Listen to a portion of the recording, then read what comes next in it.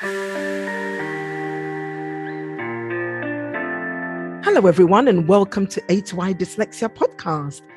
It's such a pleasure to be back again doing our podcast, the part of my job that I love. Great speaking to amazing people with dyslexia who have really, achieved so much in their journey with dyslexia and other specific learning difficulties. My name is Elizabeth Takyi, the CEO and the founder of A2I Dyslexia. We've been funded by the Lottery Community Fund, Social Enterprise Support Fund, and Resident Limited.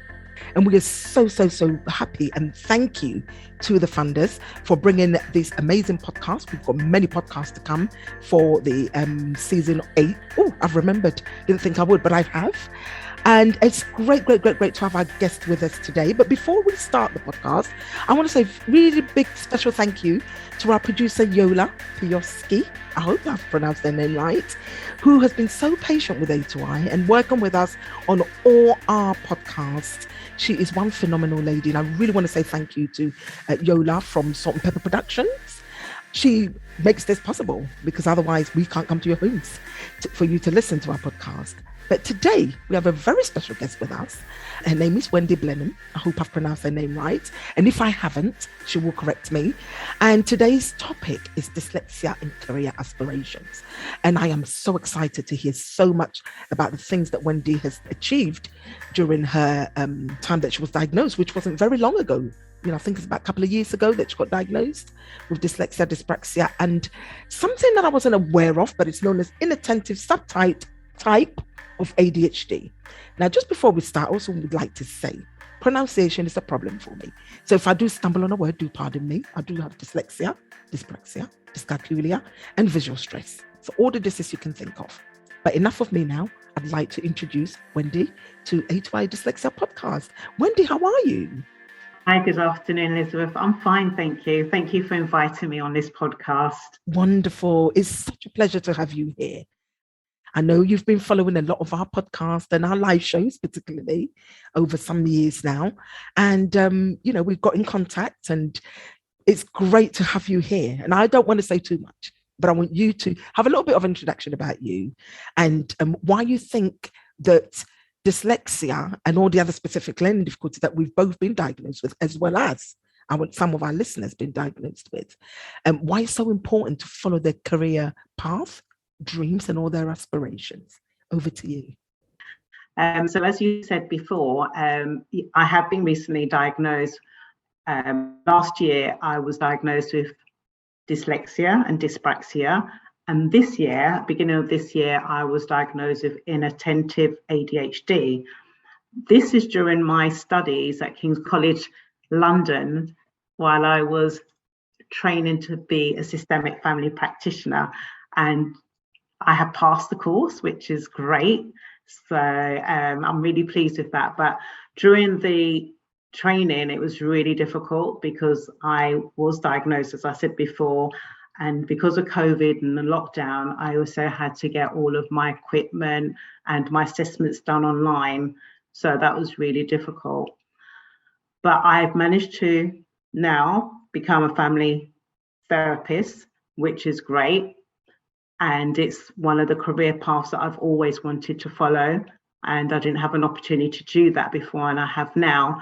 So as I said, I've been counselling for 28 plus years. I have my own private practice, but having a family therapy is another string to my bow. That's absolutely wonderful. Thank you so much for that, Wendy.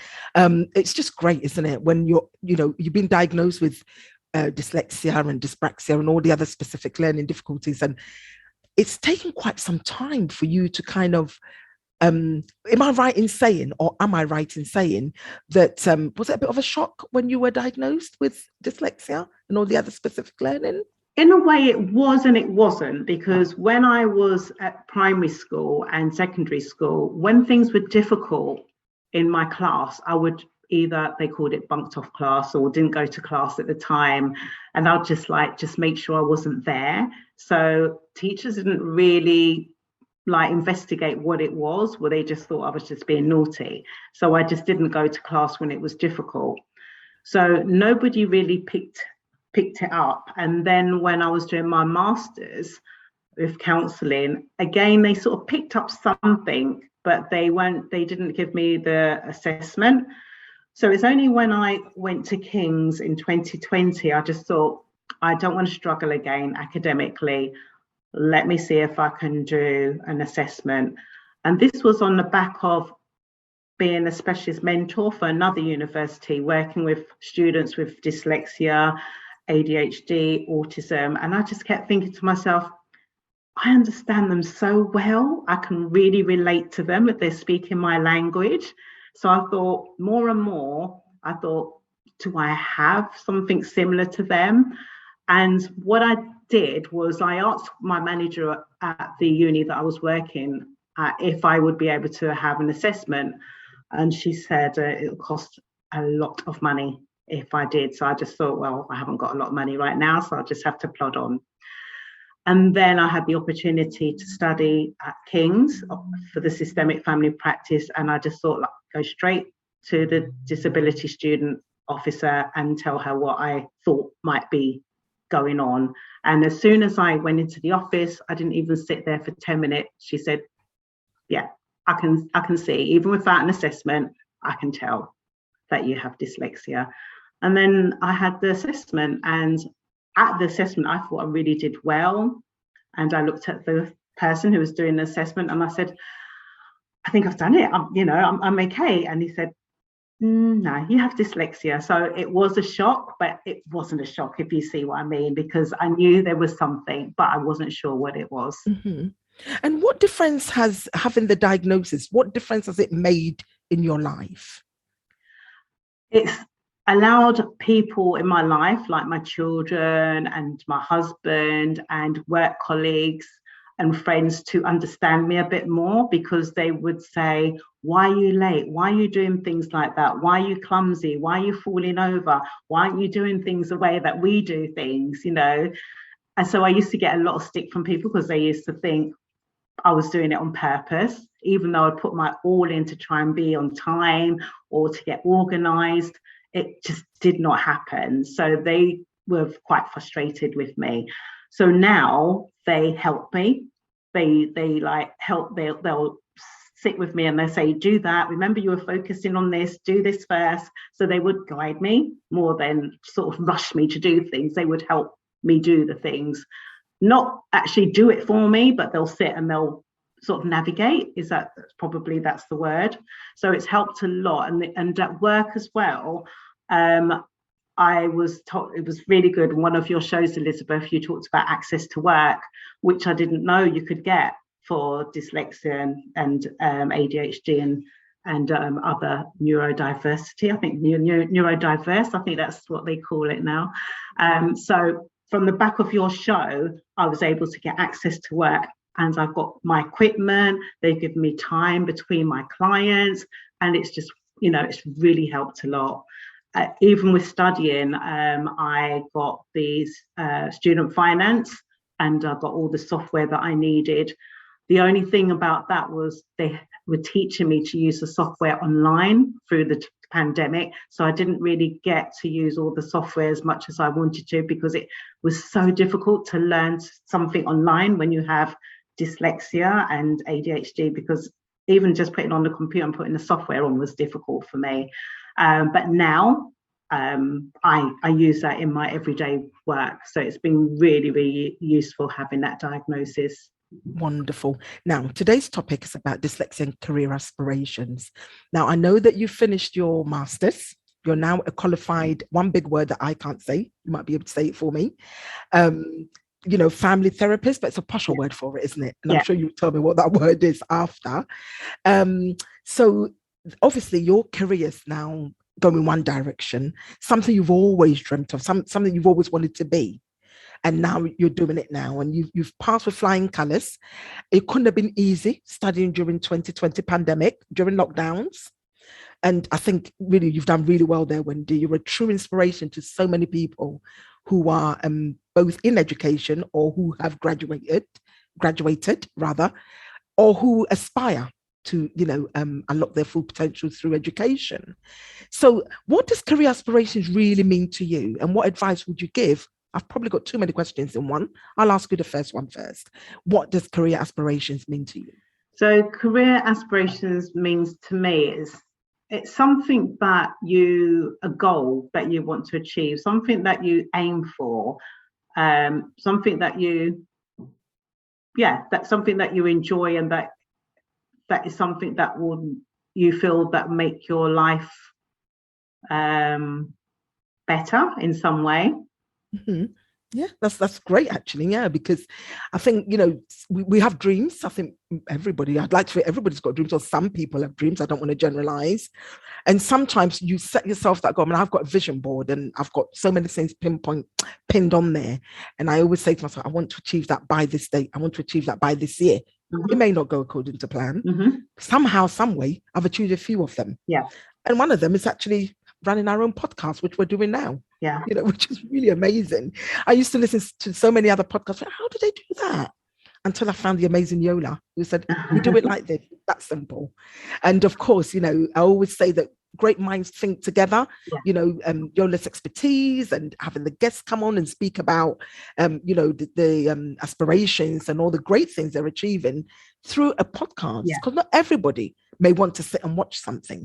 People may want to listen to it, you know. And I think this is such a great platform. And this was one of our dreams at HY Dyslexia, and we're fulfilling it. Or shall I say a career aspiration? Yeah. So yes, I do agree with you. You know, you can achieve. Mm-hmm. I wouldn't say if you set your mind to it, but I think you can achieve if you believe it.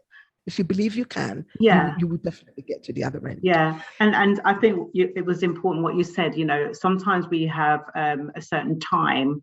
I wanted to be a systemic family practitioner or family therapist for years, and I was just given the opportunity to do that in 2020. But it was years ago that I wanted, but I never let go of that dream, and I found a way to do that, to fulfill my dream.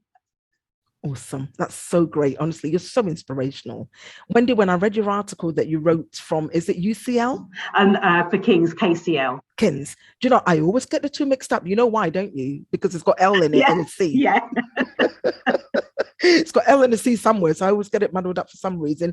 However, you know, you've just done so well, and I'm so proud of your achievement. And, you know, I think your children will be proud of you, and your students that you're supporting will be so proud of all the things that you've achieved. Now, that didn't come easy, did it, Wendy? It didn't, not at all. No, it was really difficult. And I think it was because I'm quite a mature student as well, and I'm a carer, and you know, I'm looking after my grandchildren, helping my children out. So it was just juggling all those things that I had to do at the same time. So it was difficult, but worth it. Absolutely, absolutely fantastic. Now, I've got a very last question for you, and we will wrap it up. You know, what advice would you give to someone who's been recently diagnosed but are battling to actually own it and move on with the support that they need? What advice would you give? Yeah, so the first thing would be ask questions about your diagnosis and your report, especially if you don't understand some of the jargon, some of the words, some of the things that have been said. So don't just take your report and just put it in your drawer, or, you know, put it aside. Use it in your workplace, use it in places where you might need like extra support. So just make sure you use that report.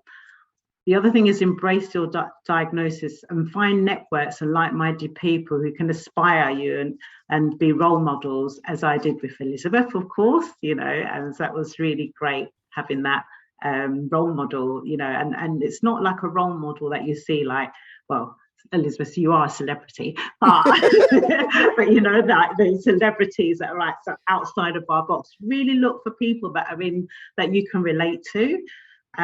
Do not be ashamed or embarrassed to let people know that you have a diagnosis, because it will help you in the long run. It will help you achieve things better, get the help that you need and the support that you need.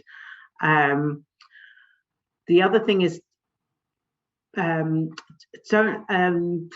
do let people know the best way to contact you as well in terms of technology. So for me, technology and texting and messaging, there's ways in my workplace that they know that if they send me an email, sometimes, because I'm doing so many things, if it's an important email, what they'll do, they'll text me, or even my colleagues and my clients, I'll say, if you need to get in contact with me, if you've not heard back from me, please send me a text and I will follow that up. Ask people to help you organize and manage and read things that you've typed or that you're sending out, letters. Just get them to draft, just draft things for you, help you to read that.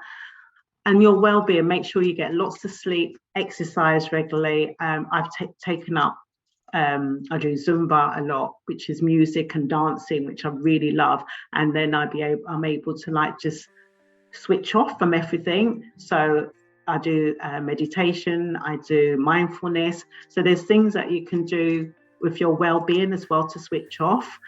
And like I said, share your diagnosis with others, and you might be able to help somebody else who might be a bit worried or anxious about having a diagnosis. So you could become their role model as well, and you're not alone.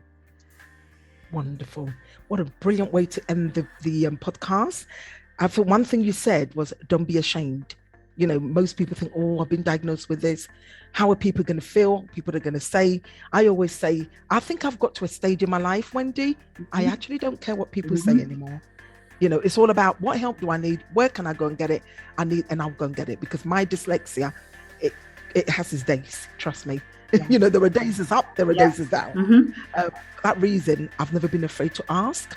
There are some times you think, oh God, I'm asking, and could the person see me as repetitive? That's because the first time round I never got what they said. I haven't understood it. So I might go back and ask again. And what could they say? Either a yes or no. That's isn't right. it? Yeah. And you just move on to the next person. Exactly. But I want to say thank you very much, Wendy. Thank you for coming on to A2I Dyslexia podcast. Honestly, you've been absolutely phenomenal. It's great. It's a great way to connect with you again. And I just want to thank our funders for supporting the podcast. And thank you, everybody, for, joining us again. And you're going to have an amazing time with all the different topics that we've got coming from now till the end of the year sometime. So I want to say thank you. Thank you, Wendy, for coming on the podcast. Thank you, Elizabeth. Bye-bye for now. The Aspire to Inspire All Things Dyslexia podcast is funded by National Lottery Community Fund, Social Enterprise Support Fund, and Resonance Limited. It's presented by Elizabeth Takyi and produced and distributed by Salt and Pepper Productions.